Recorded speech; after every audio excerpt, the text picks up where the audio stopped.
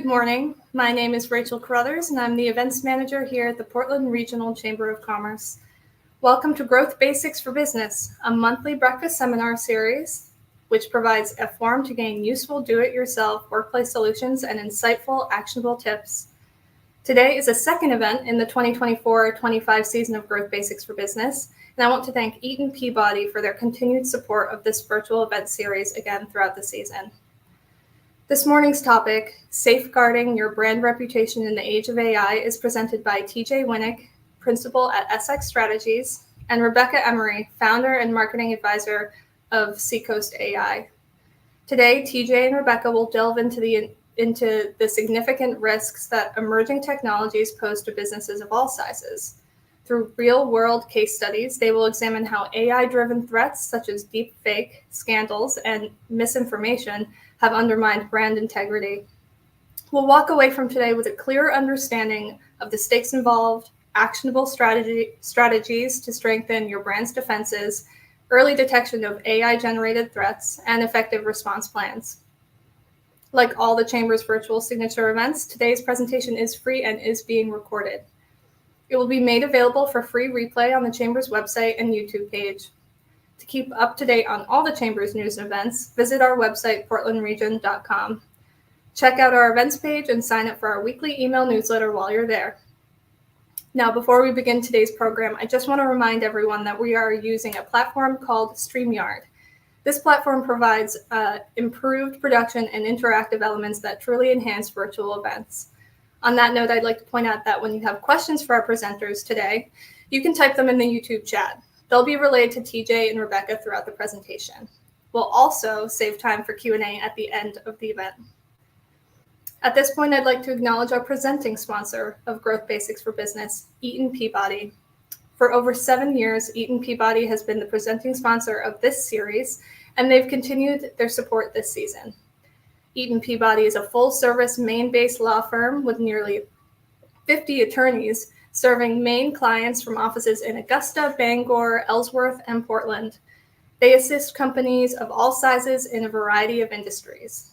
So, whether you're an established financial institution or a small business taking first steps, they can help with all your legal needs. To learn more about the services that they provide and the industries that they serve, please visit their website, eatonpeabody.com. Also, be sure to follow them on LinkedIn to stay up to date on legal updates and future community events. Now, I'm sure you've heard enough from me today, so let's hear from our presenters. TJ and Rebecca, take it away. Appreciate that, Rachel, and good morning, everyone. Thank you so much to the Portland Regional Chamber of Commerce for the opportunity to speak with you all on what is certainly a growing threat to corporate and nonprofit brands alike, the use of cutting-edge AI technologies to cheat, steal, rip your business or organization off, and in the process, potentially destroy your hard-earned image and goodwill. In fact, according to a just-released crisis and risk study, 8 in 10 executives worry about the negative AI-driven misinformation and disinformation can have on a range of different aspects of their businesses. A quote I like to cite often is Warren Buffett's, who said, "It takes 20 years to build a reputation and 5 minutes to ruin it." Well, with AI and then social media to spread that disinformation at lightning speed, it could be less than 5 minutes if you don't prepare and respond effectively. And so that's what we're going to talk about today. My firm is Essex Strategies, where I counsel organizations and institutions on strategic and crisis communications. Translated into English, that means proactive, positive public and media relations to build reputations, and then working to protect and defend reputations when they are under attack during a crisis or a brewing issue. My experience and client base cuts across industries, including commercial real estate, higher education, nonprofits, healthcare, and financial services. Before protecting brands in crisis, I was covering them as a broadcast reporter for outlets like WBZ-TV in Boston and ABC Network News, where I reported for shows like Nightline, Good Morning America, and World News. Chief among the skills that I honed as a journalist was an understanding of how public perception of a brand can be bolstered or ruined at these pivotal moments, and an appreciation for how effective and decisive leaders make decisions at times of great stress when there is a lot on the line. That professional experience, along with case studies and best practices, are chronicled in my book, Reputation Capital, which was published by Barrett Kohler in 2022.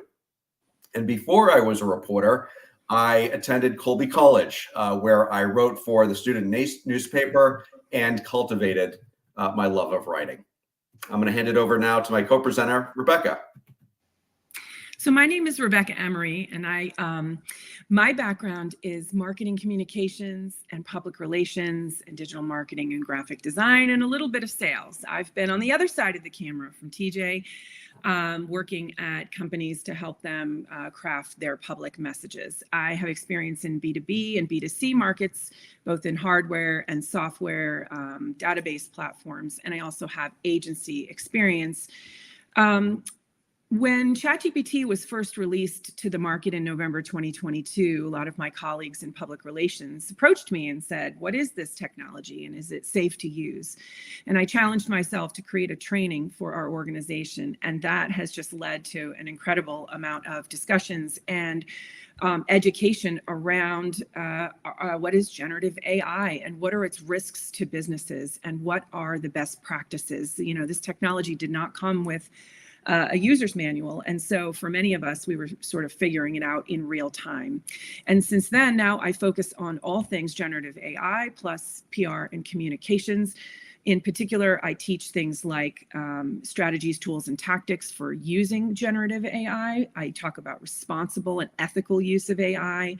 I teach about governance and acceptable use policy creation and how we map those out. And then also teaching about crisis communication, brand reputation, and how digital deception plays into all of that. And that's really what brought TJ and I together today to share some important information with you. Now, when we think about digital deception by the numbers, I'm going to work left to right. Some estimates show that about 1 in 4 people worldwide lost money last year to cyber scams or online crimes, phishing schemes. We've seen them in our emails. We've received those phone calls. And so, you know, estimates are pretty much 1 in 4 of us at some point have at least been targeted or lost money. And this is equating to $1 trillion business for the bad guys, right? Some estimates are as low as 1 trillion, others are as high as 10. But the point is, there's a lot of money to be made. Now, when we think about AI deepfakes, which we'll talk about here in a minute, you know, some estimates show that about 500,000 were shared globally last year. And by the end of this year, that number could reach as high as 8 million. And it could even double every 6 months.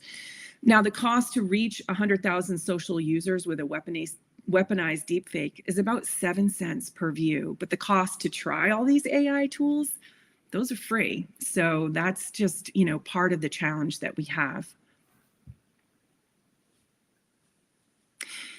So we know that 1 in 4 of us may have been targeted by cyber scams, but when we think about and we look at business here in the US, those numbers could be as high as 35%. But interestingly, within business, there's this discord where not everyone, in fact, very few people really understand and are able to define artificial intelligence and machine learning. Yet about 57% of us think we can spot the deepfakes, which is really not an easy thing to do. And with a little bit of training and practice, you can improve those skills. And that's what we're here to talk about today. Now, we've also seen from, as TJ mentioned, in social media, we've seen some studies that have shown that false stories are 70% more likely to be retweeted and shared and amplified on social media. But true stories can take up to 6 times longer to reach an audience.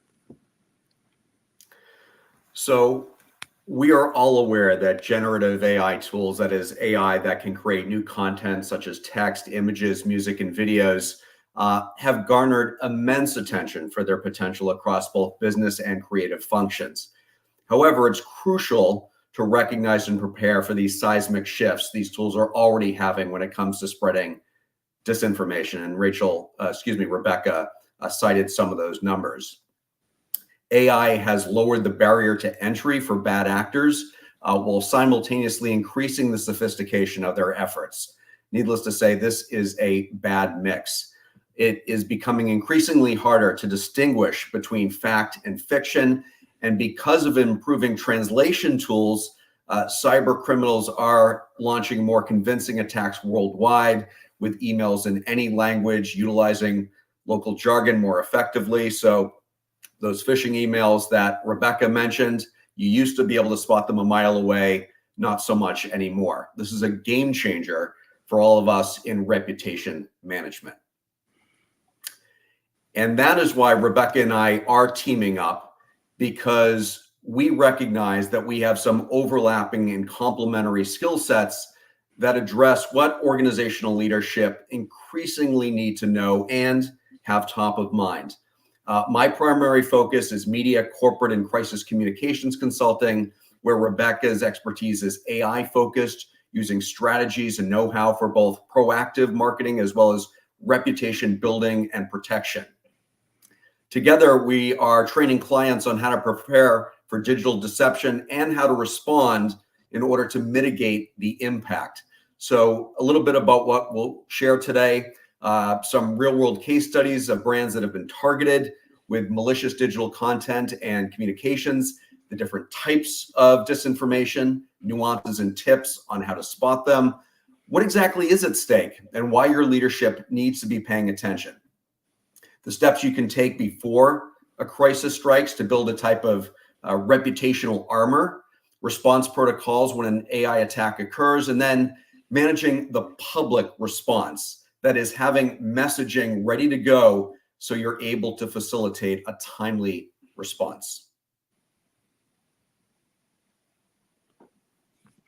So if you listen to or read the news, you can't help but see the headlines relating to AI and digital deception and misinformation and disinformation, and how it's getting harder to detect, and how misinformation is manipulating everyone from individuals facing a crisis like a hurricane to those of us who are looking to participate in the upcoming election. And we're seeing this type of weaponization of information and misinformation and disinformation eroding public trust and confidence, not only in what we see and what we read online, but also what we're receiving from the media. And we're again increasingly seeing this within this year's political cycle. And it's not just bad actors. We're seeing politicians and platform owners and foreign governments spread misinformation and disinformation.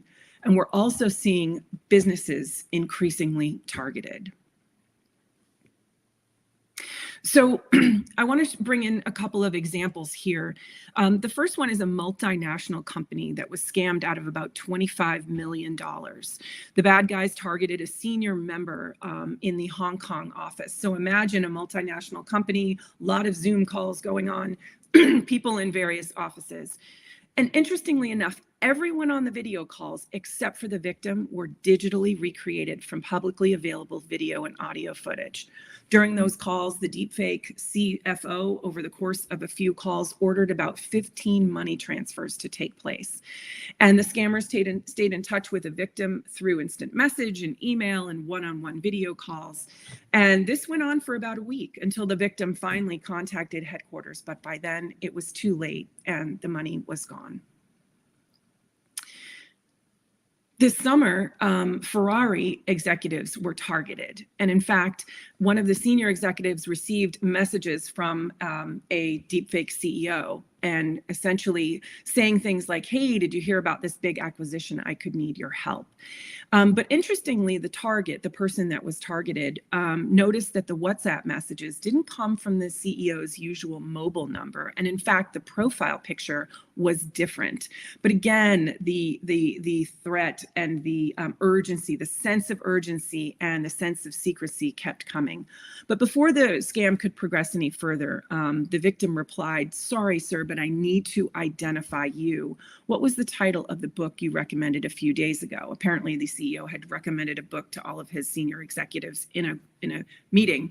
And if you had attended that meeting, you would have known that. But unfortunately, the scammer wasn't in that meeting, and therefore the attempt was foiled. Now, we don't know much about any more details other than what was reported in the media very briefly. But essentially, with that, the call ended and the company started an internal investigation.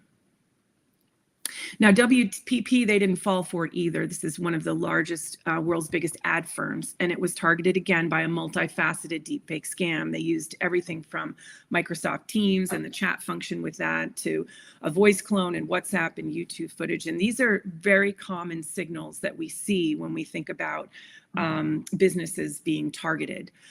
The scammers created a WhatsApp account, again, with a publicly available headshot, and used it to set up a Teams meeting with other executives. And the voice clone of the CEO targeted one particular person and tried to get them to go off camera, which is very common, right? They want to get you off of the monitored platforms and onto the non-secure, non-monitored platforms, and continued to try to solicit money and personal details. But thankfully, that executive was tipped off, and thanks to that person's vigilance, the incident was prevented. Now, again, WPP is not commenting much on this in the media, but what I thought was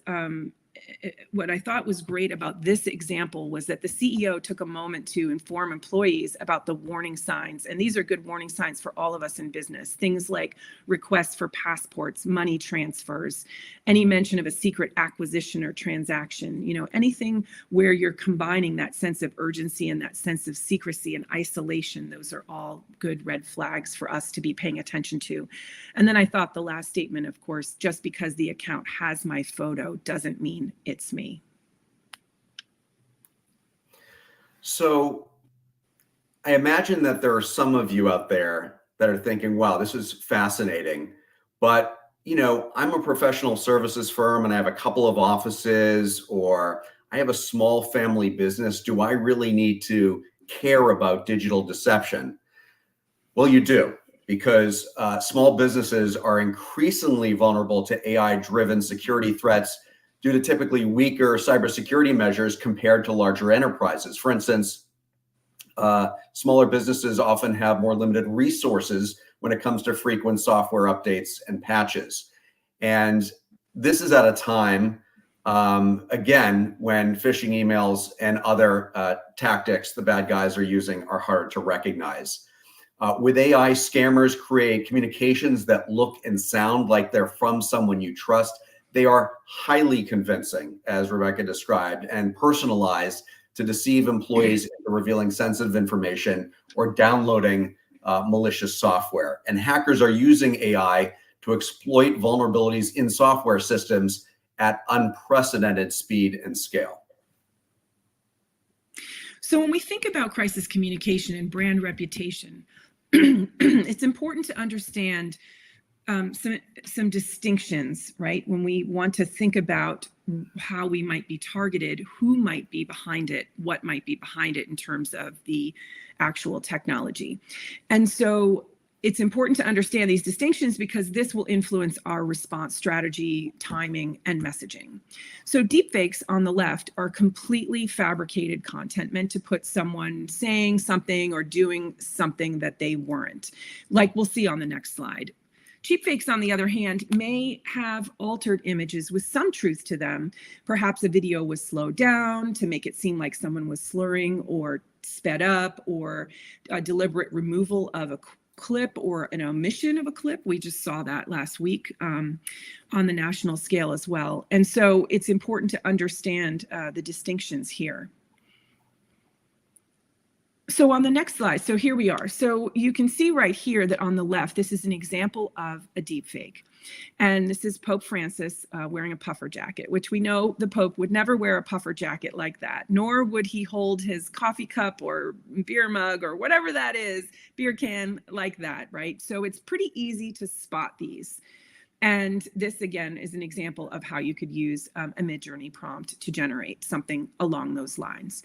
On the right, we have what we might consider a cheap fake. Now, this happened in the spring of 2023, And this actually caused the stock market to have a little bit of a correction before it was identified as a fake photo, and then the market kind of calmed down. But initial reactions were a little concerning. And as we see here in this photograph, if we think about this, an explosion near the Pentagon, there's a few important clues that we can see. First of all, what's missing from the photo entirely? That would be onlookers. That would be first responders. There's nobody in the photograph whatsoever. And when we look at the size of an explosion like that, you would expect to see some flames, and you have beautiful green trees and there's no flames there. Then you start to look at the sections of fencing, and you can see how it almost looks like it was chopped up, as though maybe someone used a clone stamp in Photoshop to sort of clone those sections of fencing in front of that explosion area. And then moving to the right a little, you start to look at the lamp posts and the vertical structures in the building and the windows, and you start to see, again, inconsistencies with where some of those fence posts, where they land, where the photo should have windows but doesn't, and again, a lot of choppiness. So a good example of what a deep fake versus a cheap fake might look like. As with any threat, the potential cost of an AI attack is significant. So let's take a deeper dive. Media coverage of an attack alone can incite a PR crisis, raising the visibility of a situation that a limited audience might have otherwise been aware of. Attacks can disrupt business operations, halt services or service delivery, and lead to an immediate loss of income. And if customers lose confidence in a brand's ability to protect their information, let's say, where do they often go? They go to a competitor. Rebecca talked about the cheap fake image of the Pentagon, which sent the markets into a nosedive. Well, imagine if the same thing happened for an individual stock, right? If, let's say, a fake letter from the CEO of that company altered corporate strategy as to what was expected, or let's say, staging a car crash to imply a faulty vehicle. After such an attack, even those not based in reality, a business can face increased scrutiny from regulators, leading to audits and compliance reviews. So what's at stake? Short-term losses and long-term damage to an organization's competitive position and reputation. Every action a brand takes, whether positive or negative, accumulates over time, creating a track record of performance. Customers, investors, and other stakeholders prefer brands that they can predict because it reduces, right, uncertainty. If a brand has consistently delivered on its promises, customers are more likely to trust that it will continue to do so in the future. Conversely, if a brand is repeatedly disappointed, we'll anticipate more of the same. For instance, let's take a well-known Maine brand, LL Bean, right? Known for quality, durability, dependability, great customer service, environmental stewardship. So if there was, let's say, a pair of bean boots in a deep fake that were falling apart after a few weeks, or let's say more serious allegations, right? Video of a toxic chemical leaking into a river behind one of their manufacturing facilities, we would all be less likely to believe that because of their positive reputation and their track record of success and being an ethical partner. However, we might believe a deepfake video of a United Airlines flight attendant punching out a passenger. Why? Because of the 2017 video that we all remember of an actual event in which one of their passengers was roughed up, bloodied, and pulled off an overbooked flight by airport security. Again, past actions build expectations for future behavior. Past actions form a foundation upon which stakeholders base their decisions in their dealings with you, right? So that's why it's important in good times or neutral times to work on building a strong reputation. Aside from delivering an excellent product or service, which is a given, another strategy is integrated public relations, sharing positive information both on shared media, that means your social media channels, and owned media, website and blogs, and through earned media, that is stories in the press that appear based on their newsworthiness. And the type of news that you want to try and share to boost your reputation, business wins and success stories like new clients and successful projects and partnerships, writing op-eds, let's say, in the Press Herald or Main Biz or a industry trade with a unique or a contrarian viewpoint to position yourself as a thought leader. Highlighting your positive internal culture, which can lead to higher employee satisfaction and retention. And then raising visibility for authentic contributions to the local community, which again enhances your image as a caring and ethical partner who cares about others besides itself and just the bottom line. Now, we don't just see businesses increasing their reputational capital. We also see that in the world of celebrities. And in this case, Tom Hanks was deepfaked, pushing an AI dental plan that he had nothing to do with it. And thankfully, because of his reputation capital, he was easily able to put out a very simple statement to his followers on social media saying, beware. There's this video out there and I had nothing to do with it. And so it's really important that when you're safeguarding your business reputation to understand a little bit about how we identify when misinformation or disinformation is being weaponized. And in this case, I like to use the ABC framework. It's very simple: actors, behavior, content. And when I talk about content, I also talk about context and contours.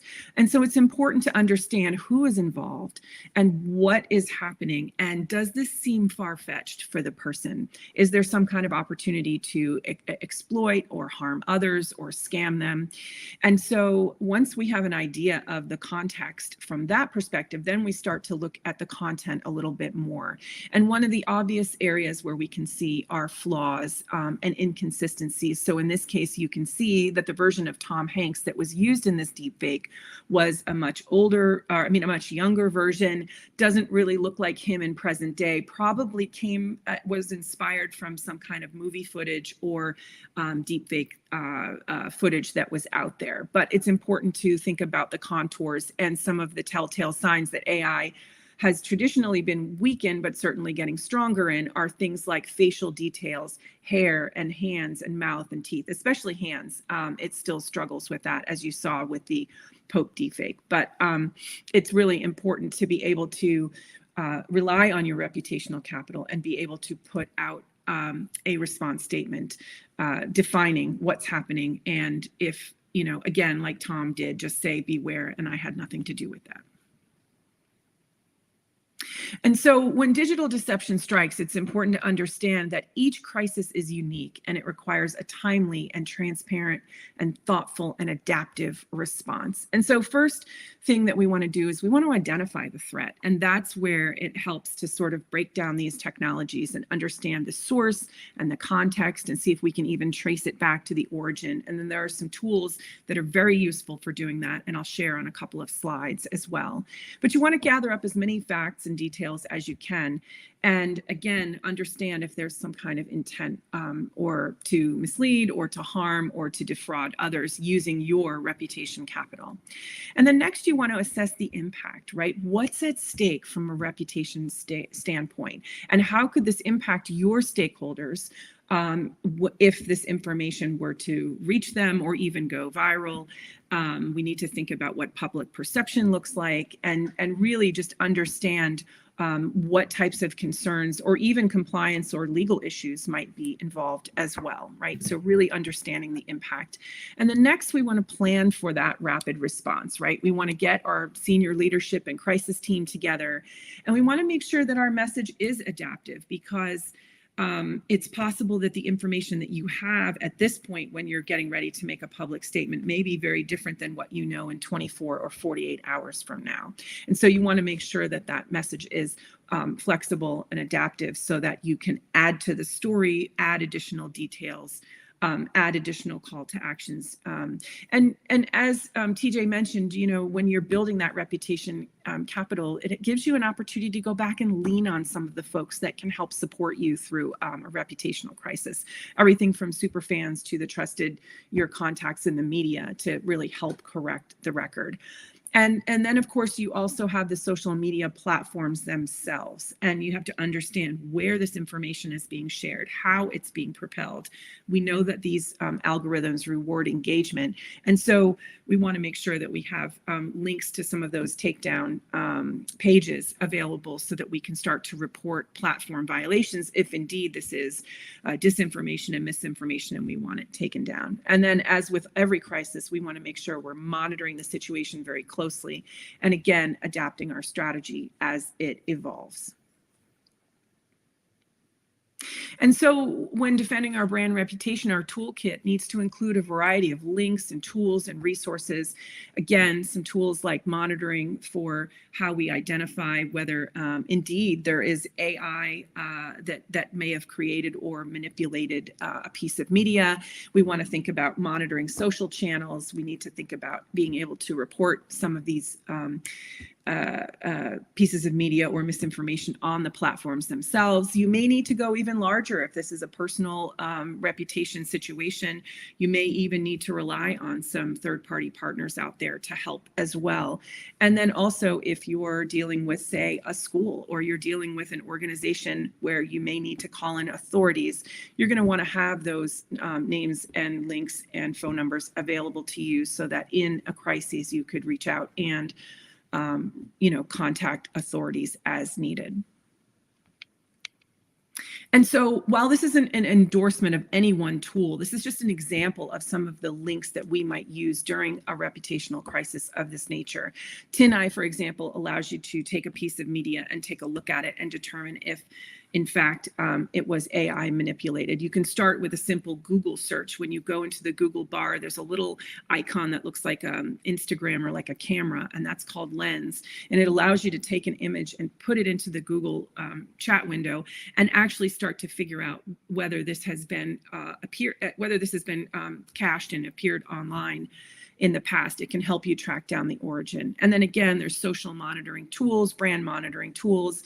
And then we want to make sure that we have the ability to report and remove misinformation and disinformation on the various platforms. They're all very different. How you have to report them is very different. Sometimes you need to take screen snapshots and provide proof and provide, and also provide information about your brand and so forth. So each of these has different requirements, and it's important to get to know that a little bit. And then lastly, again, some of these are resources where we might go if this has larger, broader implications.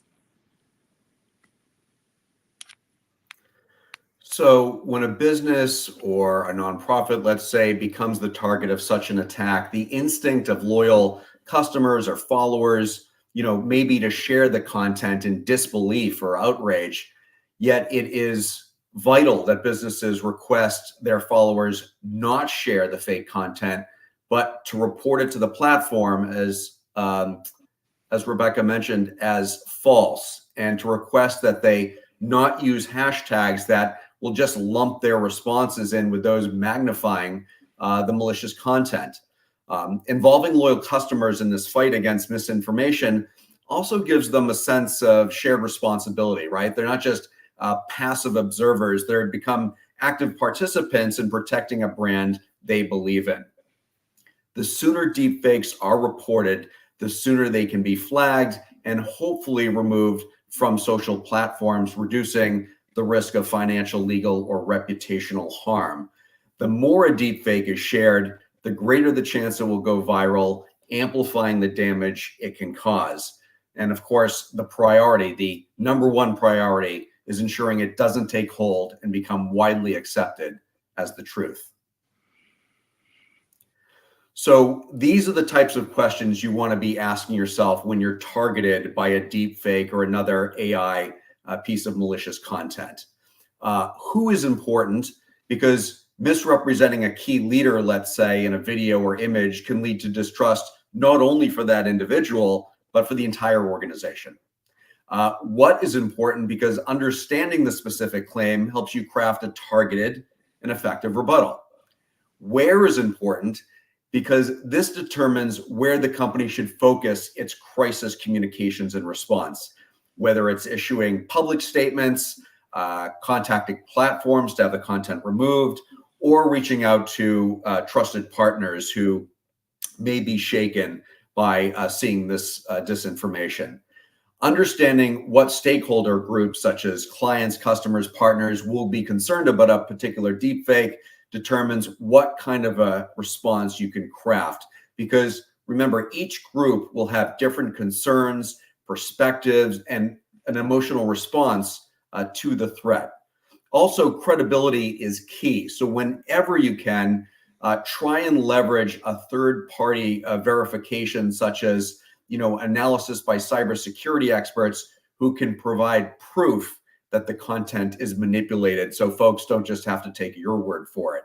Remember, every crisis is an opportunity to remind stakeholders why they have trusted your brand in the first place. So we want to talk about crafting your message. And to be an effective communicator at a time of crisis, it's often necessary to simultaneously reflect numerous qualities. I'm talking about authenticity, empathy, trustworthiness, assertiveness, consistency, and transparency. How much of one and how little of another is necessary depends on the nature of the issue and what information your audiences will need in order to feel confident in your response. So acknowledging the situation early shows you're aware of the issue, that you're taking it seriously, and that you're taking responsibility for addressing it. Reassuring stakeholders of your brand's commitment to integrity is vital when they're confronted with misinformation. And by offering a proactive approach to prevent similar AI attacks in the future, the company hopefully is not only restoring confidence in the brand, but also positioning itself as a leader in tackling these evolving threats. So when it comes to taking action, time is of the essence in a deepfake attack, and the initial response sets the tone for how you will be perceived. We've all heard the expression, you don't get a second chance to make a first impression, and that's the case here.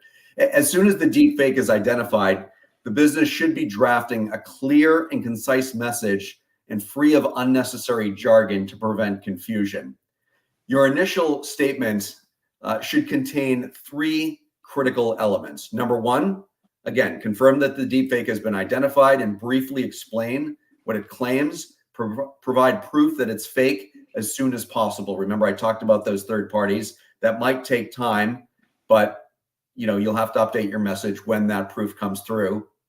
Next, let stakeholders know the company is addressing the issue and taking it seriously. And finally, if there is more information that needs to be provided, as I said, assure stakeholders you will share as soon as possible.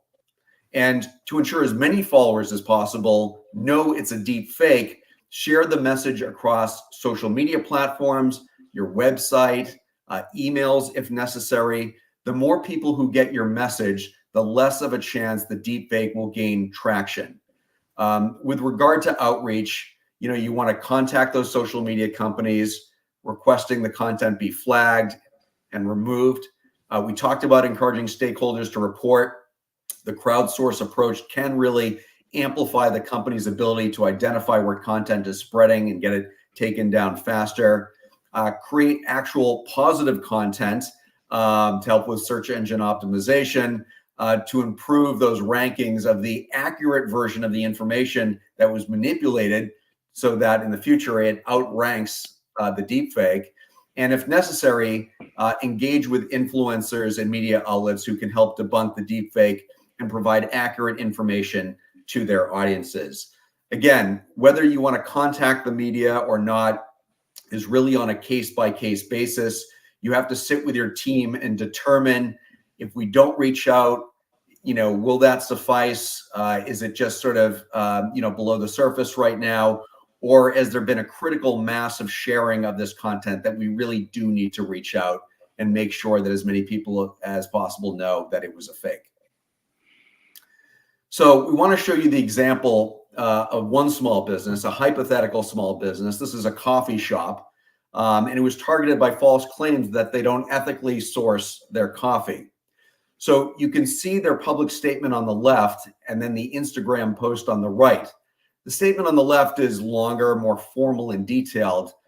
And what we're getting at here is that you really have to adapt your messages based on both the channel through which they're shared and the target audience. Each communication platform, right, has its own tone and user expectations. So you need to tailor your response to fit these nuances.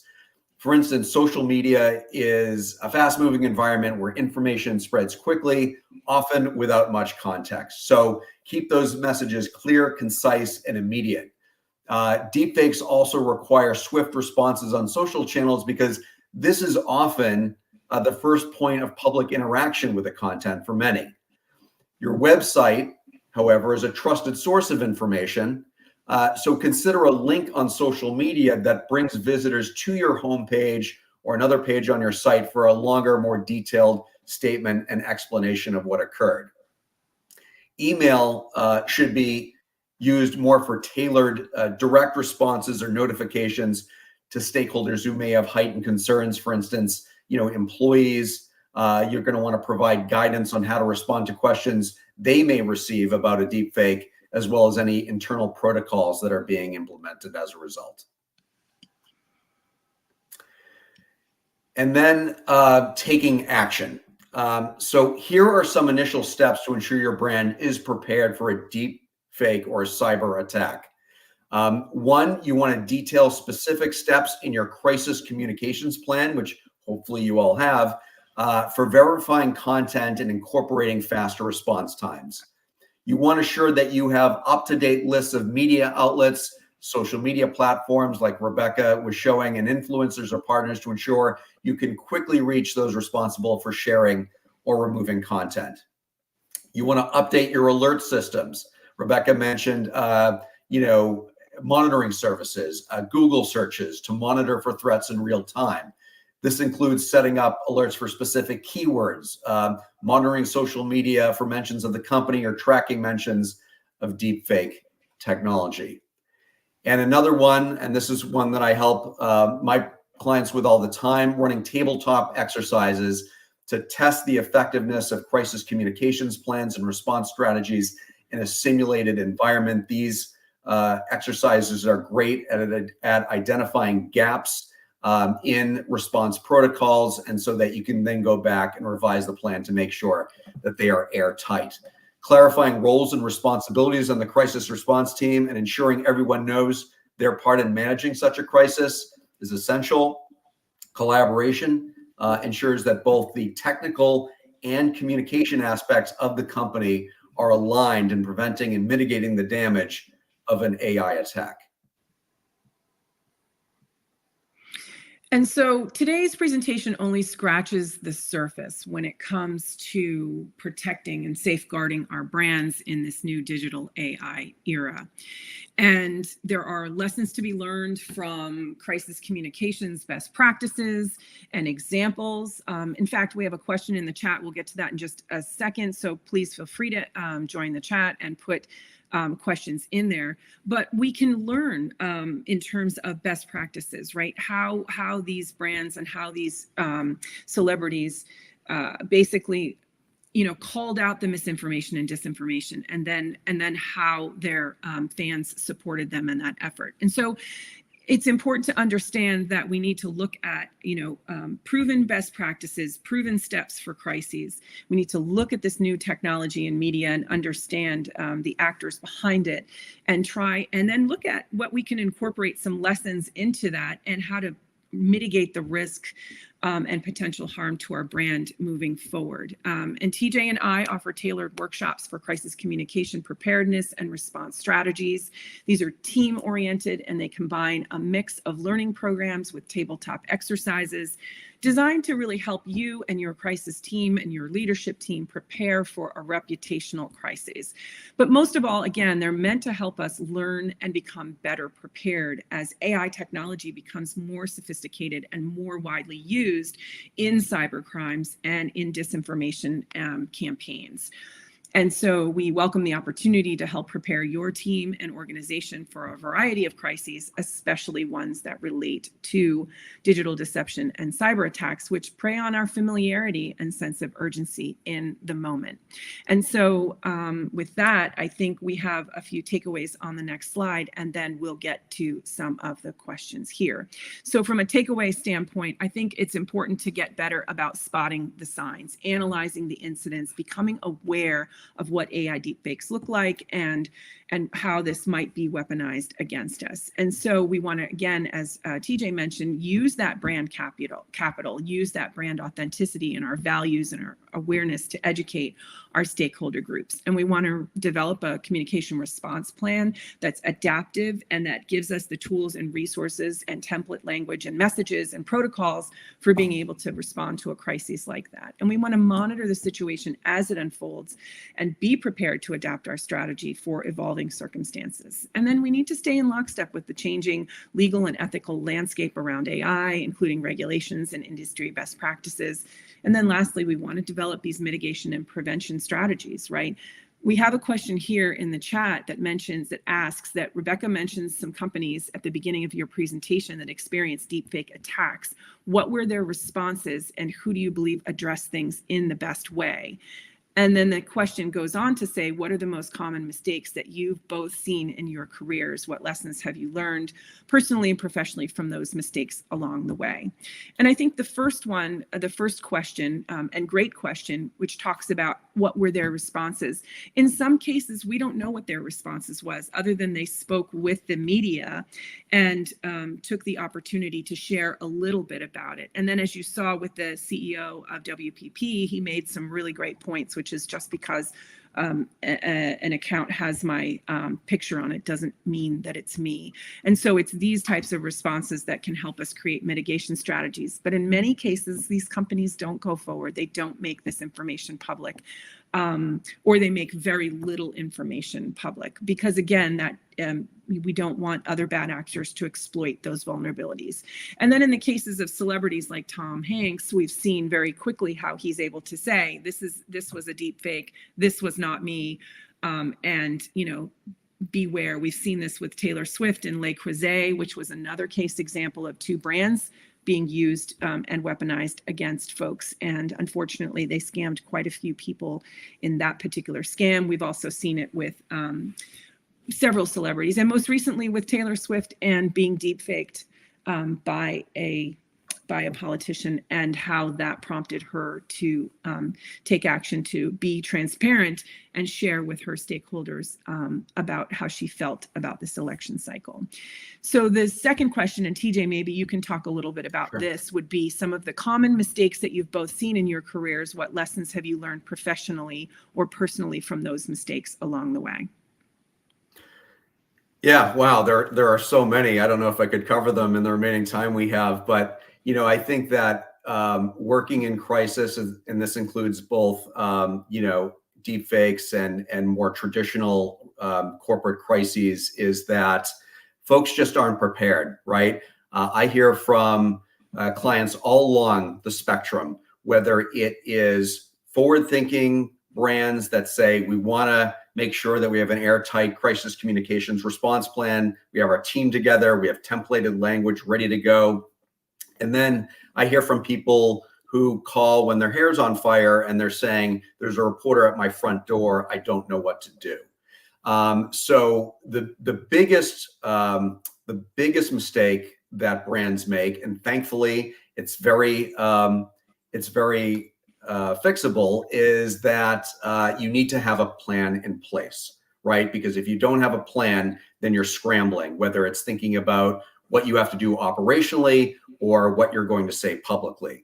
The other mistake I would say is that you see brands not taking responsibility. And listen, crises happen. Some of them may be self-induced, some of them may not be, such as the AI type content we're talking today. But it doesn't mean that you don't have to take some accountability and responsibility, because it's your reputation on the line. And if you don't take responsibility or accountability, then no one will. So it's your job to get to the bottom of what's taking place and to ensure that people know that it's not representative of you. And finally, the last thing I'll say in terms of the biggest mistakes I see is that brands go underground, right? They stick their head in the sand like a camel in the middle of the desert, thinking that if they just don't respond and they don't listen to what's going on, that somehow it'll magically go away. We all know that's not the case, right? You can always speak to a reporter or put out a statement if you don't know what's going on. They're called bridge statements. We're aware of the situation. We're taking it seriously. We're working with authorities. We're contacting platforms. As we have more information, we will share it as soon as we can. That's all you have to do. It's transparent, it's authentic, and it lets folks know that you're on top of the situation. And so when we think about those takeaways, I think it also, we recognize that brand, trust is at stake, and that we as communication professionals and business leaders have a shared responsibility around educating ourselves and being better prepared when digital deception strikes. I think another quite public mistake that was made earlier this year was made by the royal family when the world was clamoring for truth about the situation with Kate and where was Kate and was she okay? And instead of putting out the truth or simply sticking to their guns and saying, we're not going to make any statements until this future time, they put out an altered photo. And so people then instinctively knew there was misinformation involved. And that actually caused more of a public uproar. So some of the mistakes also is how you respond to a crisis. And it's important to be, truthful and transparent and timely. And so, that is absolutely the case when we start to enter this new digital AI era, and we start to understand that it's very easy for bad actors to weaponize information against us, against our reputations, against our brands. So I think with that, I think we just have some, TJ, I think you've got a couple more closing thoughts here, and we have just a few more minutes if anyone has any additional questions. Yeah, I was just going to close with actually that same study that we opened with among execs who say their company is not well prepared to manage misinformation and disinformation. The main challenge, they say, is a lack of knowledge and skills. And what we've tried to communicate today is that it doesn't have to be the case. It might seem scary, it might seem unfamiliar, but like anything else, it's about education, it's about preparation. And so, we hope one of the takeaways from our presentation today is that it doesn't have to be that way. You can get smart, get a set of protocols in place. And so we want to thank Rachel and Riley at the Portland Chamber for assisting with this morning's presentation. Certainly Tommy and Quincy as well. You can contact Rebecca and I directly via our websites. You see the information right there on the screen. Again, we have a few minutes to chat. Happy to stick around. And so folks can just put them in the chat as they have them. But really appreciate you all taking the time this morning. Yes, thank you so much. We really appreciate your being here and really taking stock into what's happening and understanding the importance that it has on our businesses and our brands. Thank you so much to both of you. I was telling both TJ and Rebecca right before we started this morning that I felt excited because I actually didn't get to see their presentation before it came on screen today, and I was dialed in the entire time. I think, this is a learning curve for us all. It's hard to keep up with technology. I always feel like I'm just 2 or 3 steps behind. But I think attending, sessions like this morning and then doing, as you say, like getting ahead of, with trainings and education, being over-prepared is always the way to go, as well as being transparent and even responding in a moment of crisis, saying that you acknowledge and you're aware of it and you're handling it. That is 100 times better than no response. I think it's funny that you brought up the royal family, because that was my instant response when I saw that all take place. They avoided their response and they gave no response basically, and that ended up hurting them in the long run. So, Yes, transparency is key, communication is key, and you can address something without addressing all the details, at least at the beginning. So thank you for reiterating that and the importance of educating yourself around this subject as we all kind of try to band together and help one another out, help one another keep up with the ever-changing technology in this day and age. So thank you again, Rebecca and TJ, for this extremely informative presentation today. And of course, thank you to my colleague Riley Legier for helping to produce yet another successful virtual event. Thank you again, of course, to everyone who attended this morning and throughout the season. If you are interested in continuing this conversation with TJ and Rebecca, again, they had their contact slide up at the end of today's presentation. But we will be following up with an email to everyone who registered for this morning's event with messages and links to additional resources, ways to get in touch with Rebecca and TJ. So you can follow through to learn more and continue getting ahead of education, getting ahead of technology, the ever-changing technology and our response to crisis. Of course, another shout out to our sponsor, Eaton Peabody, for their support of this series. And the Eaton Peabody Growth Basics for Business series is typically held on the third Tuesday of each month. You can join us again next month on November 19th for our next episode. And that topic is Need to Know Paid Family and Medical Leave in the Pine Tree State, which will be presented by Jack Bjorn, Associate in Eaton Peabody's Labor and Employment and Employee Benefits Practice Groups. Jack will provide an overview of the most recent rule changes to the Paid Family and Medical Leave Law, as well as provide a refresher on Maine's Earned Paid Leave Law. The presentation will highlight the important details of the program eligibility, the reasons individuals will be able to take paid leave, the law's application to large employers versus sole proprietors, and the law's impact on private plans and collective bargaining agreements. After the presentation, much like today, attendees will be able to have the opportunity to participate in a Q&A to get all of their questions answered about how paid family and medical leave benefits will affect businesses across the state. If you are interested in presenting at Growth Basics for Business, or you have a colleague or know an industry professional who may be interested, please visit our website, portlandregion.com, to submit an event proposal. And any questions at any time, our team's direct contact information can be found there as well. So with that, thank you again for attending this morning's event. Have a wonderful rest of your day.